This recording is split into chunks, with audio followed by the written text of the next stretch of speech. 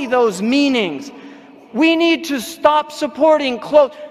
You know, I get now, my clothes are made. I have a tailor who prays 5 prayers in the masjid. And I go and he makes me my clothes in 1 day. And I know that the garments are actually fair trade garments. I don't want to support this system anymore, and I don't think you should want to, or you should.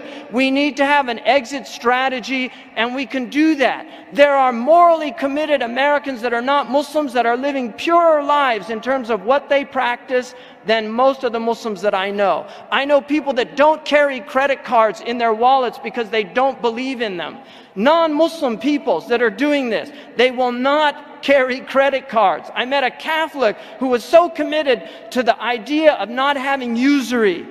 And she felt, and she actually engaged the Muslims, and she said, I was so deeply disappointed because when I found out Muslims, like the Catholics of old, before 1832, Muslims also maintained the prohibition of usury, but still, unlike the Catholics, still adhered to it. And she said, when I went to try to create a group of people that could work together to get out of the usurious system, we should have our own credit cards. We can do this. Muslims can have their own credit cards. We need to have our own banks.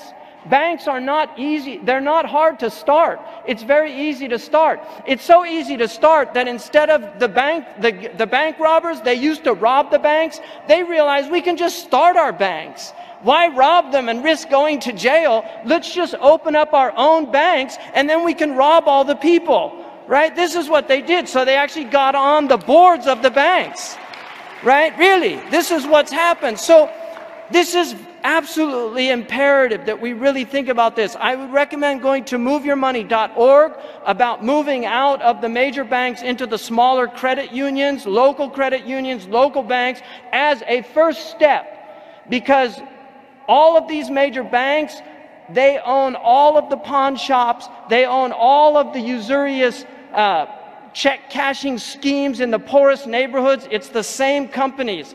You should look at the documentary Maxed Out and see what they do. It's sinister what they do. And they destroy your credit scores because they want you to have low credit scores. So if you miss one payment, you get knocked down on your credit score because they want you to pay more interest. It's all a game, it's a scheme. And people have been really, unfortunately, they've become victims, but it's because of our lack of vigilance.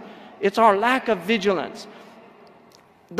So this is, I really feel this is absolutely necessary that we become part of the solution and not part of the problem. But we have to do it with real moral commitment.